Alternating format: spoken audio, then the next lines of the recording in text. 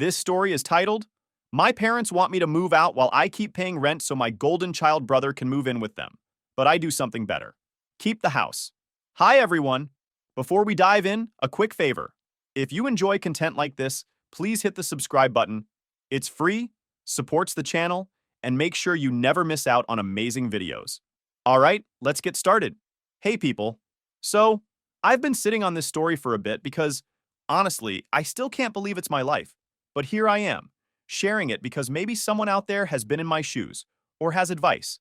Fair warning, it's a bit long, but I need to explain everything for it to make sense. So, I'm the younger sibling in a family where my older brother Chase is the golden child. If you've ever heard the term golden child, just know my brother could be the poster boy for it. Chase has always been the favorite, and my mom doesn't even try to hide it. My mother is the classic case of a parent whose entire life revolves around her son. So, from the time he was born, he could do no wrong. Every accomplishment he had, no matter how small, was treated like it deserved a parade. Meanwhile, I could have won a Nobel Prize, and it'd just be, oh, that's nice, dear. Did you hear Chase got a B+ in math? Growing up, everything revolved around Chase. He always got the best toys, the first pick of whatever, and he never shared. I remember being 5 years old begging to watch The Little Mermaid, but Chase insisted on Jurassic Park, so guess what we watched? My mom's reasoning? Well, he's older, sweetie. That was pretty much the theme of my childhood. When Chase went off to college, I thought I'd finally get a break. But no, my mom acted like the world was ending. She was inconsolable, constantly saying how much she missed her baby boy and how quiet the house felt without him. I was still there, by the way, but apparently I didn't count. She'd call him multiple times a day, email him, even send him care packages weekly. I don't think I've ever received a care package in my life, but sure, Chase needed one every 7 days. After Chase graduated, he got engaged to his longtime girlfriend, Harper. She's honestly nice, and I've got no beef with her, but that engagement brought out a new level of crazy in my mom. She treated it like it was her own wedding. I'm talking about obsessing over the venue, picking out decorations, and even buying a dress that looked suspiciously bridal. Harper was gracious about the whole thing, but I could tell she wasn't thrilled about my mom trying to steal the spotlight. Chase and Harper settled in Austin after they got married. It's a decent distance from us here in North Carolina, so I thought my mom might finally start focusing on her own life instead of obsessing over Chase. But no. Instead, she started daydreaming about them moving back. My mom has this fantasy of a big, multi-generational household where we all live together under one roof, and she gets to play grandma to a bunch of kids. Never mind the fact that Chase and Harper don't even have kids yet. While all this was happening, I stayed local for college. It made sense financially, and I figured it'd be nice to help my parents out since they were getting older. After I graduated, I landed a pretty decent job in the city and decided to keep living at home. It was convenient. My job was only a 15-minute drive away, and I figured I'd save up some money while helping out around the house. Plus, my parents had mentioned several times that they planned to leave me the house someday. My mom used to say things like, "One day, this place will be yours, and your dad and I will move to Texas to be closer to Chase and Harper's kids." Of course, that was before it became clear there weren't going to be any grandkids anytime soon. For the past few years, I've been covering most of the bills. My parents retired early, and while they have a little bit of savings, it's not enough to cover everything. So I've been the one keeping the lights on, paying for groceries, and making sure everything gets taken care of. It hasn't been easy, but I didn't mind too much. I thought I was doing the right thing by supporting my family. Besides, it's not like Chase was contributing. He rarely even visits. The last time I saw him was Thanksgiving 2 years ago, and even then, he spent most of the time complaining about his life in Texas. Now you'd think my parents would appreciate the fact that I've been holding down the fort all these years. But no. Instead, my mom spends most of her time talking about how much she misses Chase and how she wishes he'd move back home. It's exhausting. Anytime we sit down for dinner, it's, "Do you think Chase and Harper will ever move back? It would be so nice to have them here, don't you think?" She even has this idea that she and Dad could convert one of the spare rooms into a nursery for when they finally have grandkids. Never mind that they don't even have a spare room, because they turned Chase's old bedroom into a home office years ago. Speaking of the home office, let me tell you about that. After Chase moved to Texas, my dad decided to remodel his old room. He turned it into a fully decked out office for my mom, complete with a custom desk and built-in shelves. My mom uses it for all her hobbies: scrapbooking, writing letters, whatever. She loves that room, and for a while it seemed like she was finally moving on from her Chase obsession. But then Thanksgiving happened, and Chase made some offhand comment about how weird it felt not to have his old room anymore. My mom latched onto that and spent the next month trying to convince my dad to turn the office back into a bedroom, just in case Chase ever comes back. But he didn't. Anyway, that brings us to now. Things have been relatively quiet until recently, but something's changed. My mom's been acting weird. She's been dropping hints about big changes coming soon and asking me things like, "Have you ever thought about living on your own?" The other night, she casually mentioned that it might be a good time for me to start looking for my own place and get married. At first, I thought she was just trying to be supportive or something, but now I'm not so sure. However, as the days went on, my mom's hints went from casual to straight up invasive. She kept asking questions like, "Do you ever feel like you're missing out on life?" Or, "Wouldn't it be fun to decorate your own apartment?" I didn't think too much of it at first, but then she started leaving rental listings on the kitchen counter. I'm not joking. There were printouts with circled addresses and notes in her handwriting like, "Great location," and "Close to work." It was weird, but I didn't confront her right away. I guess I didn't want to believe she was actively trying to push me out. But things got clearer when my dad started dropping comments too. Now, my dad is usually the quieter one between my parents. He mostly keeps to himself and avoids family drama. So, when he suddenly started saying things like, "You're not a kid anymore. Don't you want your own space?" Or, "You can't live with your parents forever. You have to get married or move out," I knew something was up. For context, I'm 27, so yeah, maybe living with my parents isn't ideal, but I've been doing it for practical reasons. It's not like I'm freeloading. I've been paying for everything. The whole setup worked because I've been footing the bills while they enjoy early retirement. So, why the sudden push for me to leave? Then, one night, everything clicked. We were having dinner and my mom casually said, "Chase and Harper are thinking about coming back to North Carolina. Wouldn't it be nice to have the whole family together again?" She said it with this huge smile, like it was the best idea in the world. I didn't react much at first because I wanted to see where she was going with it. Sure enough, she kept talking. "It's just that we don't have much room here anymore," she said, glancing at me like I was the problem. "If they moved back, we'd have to make some adjustments. Maybe we could even turn your room into a nursery someday." I sat there, trying to process what I'd just heard. My room? The one I've been paying to keep a roof over? Now it's a future nursery for Chase's imaginary kids? It felt like a slap in the face, but I didn't say anything. My dad chimed in, saying, "It's something to think about. You're doing great at work. You could afford a nice place of your own." I could feel the frustration bubbling up, but I stayed quiet. I wanted to hear their whole plan before I said anything. Over the next few days, they kept dropping more hints. My mom brought up the idea of turning the home office back into a bedroom, just in case. Chase and Harper needed it. She even started talking about how exciting it would be to have a full house again, as if I wasn't already living there. It became clear that this wasn't just some casual daydreaming. They were serious about Chase and Harper moving in. The part that really stung was how little they cared about my role in all this. I've been supporting them for years. I'm the reason the mortgage gets paid, the utilities stay on, and there's food in the fridge. Chase hasn't contributed a dime to this household since he moved to Texas. And now, because he might move back, they're ready to kick me out like I'm a guest who's overstayed their welcome. It's not just about the money either. It's the way they talk about Chase like he's the second coming of Christ. My mom keeps going on about how hard it must be for him to be so far from family. "He's always been such a family-oriented person," she said the other day, as if the man didn't willingly move to another state and barely call home. Meanwhile, I've been here the whole time, doing everything I can to help them, and it's like none of that matters. What really got me was when I overheard my mom on the phone with one of her friends. I wasn't trying to eavesdrop, but she was talking loud enough for the whole neighborhood to hear. She was going on about how perfect it would be if Chase moved back and how she couldn't wait to have Harper around to help out with the cooking.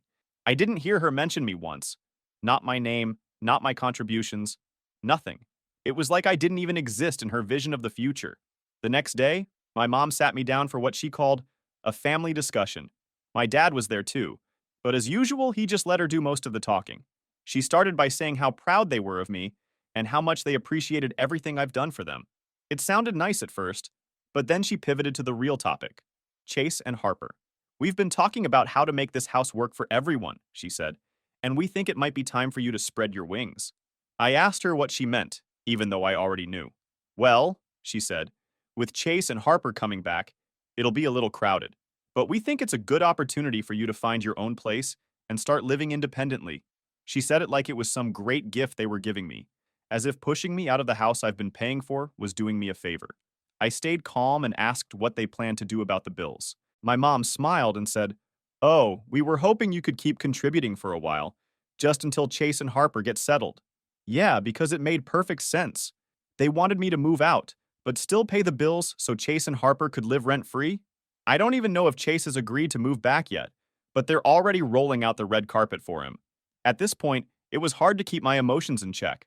I asked why Chase couldn't just get a place nearby if he really wanted to come back. My mom sighed and said, "It's not that simple. They're going through a lot right now, and they need family support. You wouldn't understand. You've always been so independent." She said it like it was a bad thing, like my independence was some kind of character flaw. The conversation ended with my mom asking me to think about it and let them know what I decide. I didn't say much. I was too angry to trust myself to respond without blowing up. Afterward, I went to my room and started pacing, trying to figure out what to do. I've never felt so hurt and unappreciated in my life. It's like everything I've done for them means nothing compared to the chance to have Chase back under their roof. Ever since that conversation, I kept going back and forth between being hurt and furious. It was hard to focus on anything else. Every time I looked around the house, I kept thinking about how much of it I'd kept running. The fridge was stocked because of me. The power stayed on because of me. The Wi-Fi they used to binge watch shows all day? But apparently, none of that mattered, because the golden child might be coming back. For the next week, things at home were weird. My parents were clearly waiting for my decision, but I wasn't ready to give them an answer yet. They kept acting like nothing was wrong, which made it worse. My mom was humming while making dinner, asking me how work was going, like she hadn't just asked me to uproot my life for Chase. My dad avoided me for the most part, which was typical of him when things got tense. Meanwhile, I started quietly preparing for what I knew I needed to do. I tried to figure out my options. I knew I couldn't keep living in a house where I was treated like an afterthought. Even if I stayed, the dynamic would never change, and I'd just be prolonging the inevitable. So I started looking for apartments. It wasn't easy because most places near my job were either outrageously expensive or came with reviews that sounded like horror stories. But I eventually found a small place that was reasonably priced and close enough to work that I could walk. The idea of not having to deal with traffic every morning was almost enough to make me smile. Once I decided to move, I realized how much I had to do before I could leave. First, I needed to make sure I had all my important documents. Birth certificate, social security card, bank information, all of it had to come with me. I wasn't about to give my parents any excuse to hold something over my head later. I also started packing my things little by little.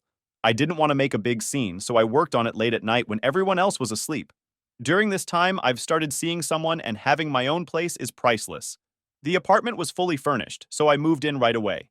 As I was planning all this, I started noticing things I hadn't paid much attention to before, like how much of the furniture in the house was technically mine.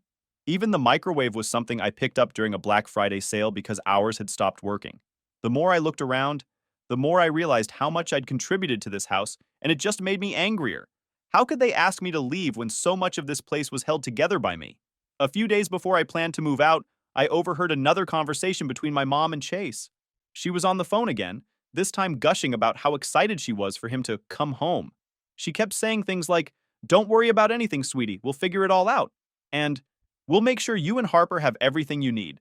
It was like she had already decided I was gone, and Chase was moving in, even though I hadn't told her anything yet. That was the final push I needed to get out of there.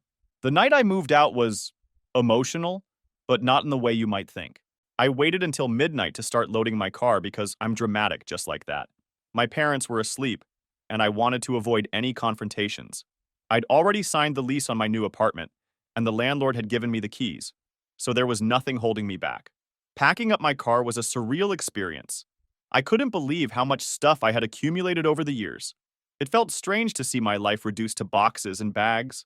Once everything was loaded up, I sat in the driver's seat for a moment and just breathed. I thought I'd feel sad or maybe even guilty, but all I felt was relief. I was finally doing something for myself, and it felt good. Before I pulled out of the driveway, I sent a quick text to my mom. "I've moved out. The bills are your responsibility now. Good luck with that." It wasn't the most graceful exit, but I didn't think they deserved much more than that. The next morning, my phone blew up with calls and messages from my mom. She left several voicemails, each one more frantic than the last. The first one was just her saying, "What's going on? Did you leave? Call me back." By the third voicemail, she was practically yelling, demanding to know where I was and why I hadn't told her I was leaving. I didn't respond. I blocked her, my dad, and Chase on every platform I could think of. I even blocked Harper, just to be safe. I knew they'd try to guilt me into coming back, and I wasn't about to let that happen. I focused on adjusting in my new apartment. It was small but cozy, and it already felt more like home than my parents' house ever did. I spent the first night unpacking and setting up my space.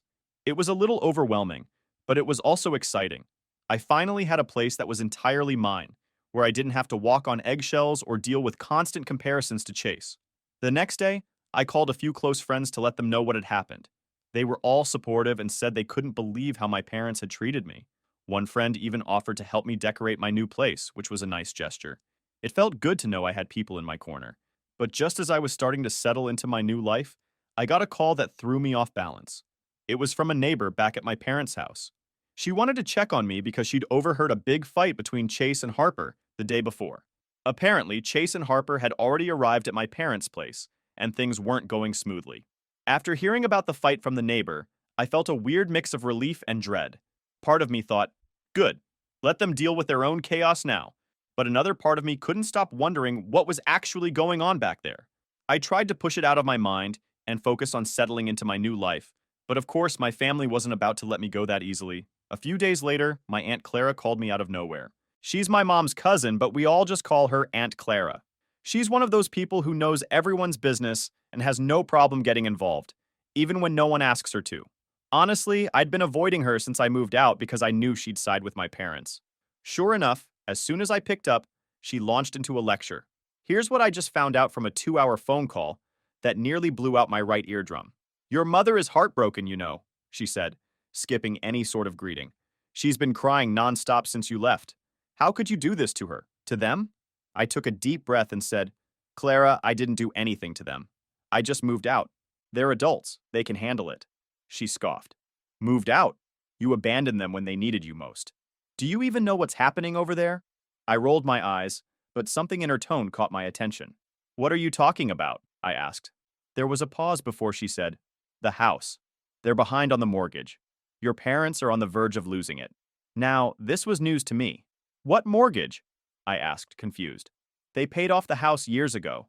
That's what you think, Clara said, clearly enjoying the drama. They took out a second mortgage a couple of years ago. Apparently, it was to help Chase and Harper. I can't believe you didn't know. My stomach dropped. I didn't say anything at first because I was too busy trying to process what I'd just heard. A second mortgage? For Chase and Harper?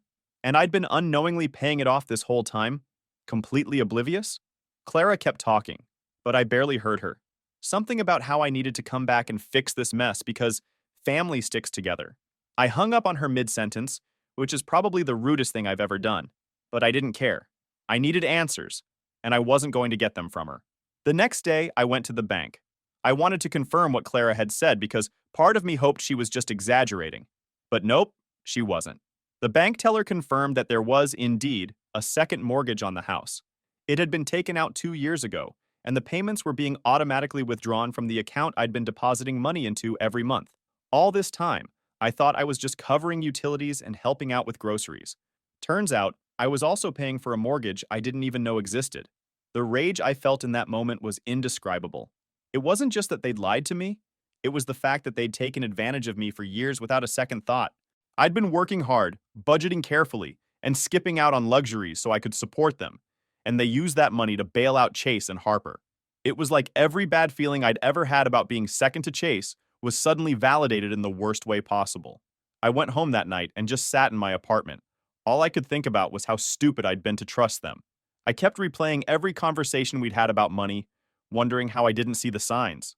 My mom always made these offhand comments about how tight things were, but then insisted everything was fine whenever I offered to help more. Now I knew why, because they didn't want me asking too many questions. The worst part was realizing how much they must have given to Chase and Harper. My parents aren't exactly known for being financially savvy, so I wouldn't be surprised if they gave Chase the bulk of the loan in one big chunk instead of spreading it out. And knowing Chase, he probably blew through it without a second thought. I debated confronting my parents about it, but I wasn't sure I could handle the conversation without losing my temper. Plus, I didn't want to give them the satisfaction of thinking I was coming back to help. They made this mess, and they have to clean it up on their own. Still, I couldn't help but feel hurt. It's one thing to play favorites. It's another thing entirely to lie to your kid and use their money to cover your mistakes. Over the next few days, I started getting more calls from family members. Clara must have told everyone because suddenly, I was the villain of the story. My uncle left me a voicemail saying I needed to step up and do the right thing. Another cousin texted me, calling me selfish for abandoning my parents when they were struggling, and that I left them on the verge of homelessness with nothing in their pockets. It was like they were all reading from the same script. What none of them seemed to understand was that this wasn't just about money. It was about years of being treated like I didn't matter. It was about always being expected to sacrifice for Chase while he got a free pass. And now, they wanted me to come back and fix everything because they couldn't admit they'd screwed up. No thanks. Still, part of me couldn't stop thinking about what Clara had said about the house being in jeopardy. As much as I wanted to let them deal with the fallout on their own, I couldn't help but wonder what would happen if they actually lost the house. Would they come crawling back to me, begging for help? Would Chase step up for once in his life? Or would they all just blame me for not swooping in to save the day? I don't have answers now, but I know one thing for sure. I am not going to be their safety net anymore. They'd burned that bridge the moment they decided Chase's comfort was more important than my trust. I'll keep you guys posted. Update 1. Hey guys, I came back with an update for you. So, here's where things stand now. A lot has happened since I found out about the second mortgage and decided to let my parents and Chase figure things out on their own. I thought I was done with them, but of course, nothing is ever that simple with my family. After weeks of silence from my parents, I got an unexpected letter from the bank. Yep, the same bank that confirmed the second mortgage. It was a notice about missed payments on the house. Apparently, my parents had been late on their payments for months, and now foreclosure was looming. The letter was addressed to me because, surprise, I was still listed as the primary contributor on their account. I don't know if it was laziness or some messed up manipulation tactic, but they never bothered to remove me after I moved out. I was furious. It wasn't enough that they'd lied to me and used my money to bail out Chase. They also dragged me into their financial disaster. I called the bank to clarify that I was no longer involved, but since the payments were coming from my account for so long, I was technically tied to the mortgage. The representative kindly explained that my parents could lose the house unless the overdue payments were covered immediately. She even asked if I'd like to make a payment right then. I almost laughed at the audacity. At first, I told myself I wasn't going to do anything. Let the house go. Let them all figure out where to live. But as much as I wanted to let it all burn, there was a part of me that couldn't let go of the house that was promised to be mine. I grew up there. I'd put so much money into it, not to mention memories. And let's be real. If my parents lost the house, they'd just show up at my doorstep, guilt-tripping me into taking them in. Chase would probably bring Harper along for the ride too. No way was I signing up for that nightmare. So, after a lot of thinking and venting to a few friends, I came up with a plan. If I was going to get involved, it would be on my terms. I wasn't about to bail them out without something to show for it. If they wanted to keep the house, it was going to be mine. The next day, I went back to the bank to figure out my options. Turns out buying the house outright was possible, but it would require my parents to transfer the title to me. Basically, I'd become their landlord. The idea was both satisfying and a little scary, but I knew it was the best way to protect myself. If they couldn't handle the responsibility, I'd take it out of their hands. Armed with this plan, I went back to my parents' house for the first time since I left. The atmosphere was tense as soon as I walked in. My mom tried to hug me, but I dodged her and went straight to the kitchen table, where Chase and Harper were sitting. Chase was scrolling through his phone like he didn't have a care in the world. Harper looked stressed, but she didn't say much. My dad was off to the side, pretending to read the newspaper. I laid it all out for them. I told them about the foreclosure notice, the missed payments, and how the bank had contacted me. My mom tried to interrupt with some excuse about how things have been tight, but I shut her down. I don't want to hear it, I said. You lied to me about the mortgage, used my money without telling me, and now you're expecting me to clean up your mess. Here's the deal. I'll save the house, but only if you sign it over to me. The room went silent. My dad was the first to speak. That's ridiculous, he said. This house is our legacy. You can't just take it from us. Your legacy? I shot back. You put this house at risk the moment you took out that second mortgage to help Chase. You've done nothing but take advantage of me, and now you're facing the consequences. Either sign it over or lose it. Chase finally looked up from his phone, glaring at me. You're seriously trying to steal the house? Wow, real classy. You always were jealous of me. I laughed in his face. Jealous? Of what? Your freeloading lifestyle? Please, I'm offering a solution to a problem you helped create. If you don't like it, feel free to pack your bags and find somewhere else to live.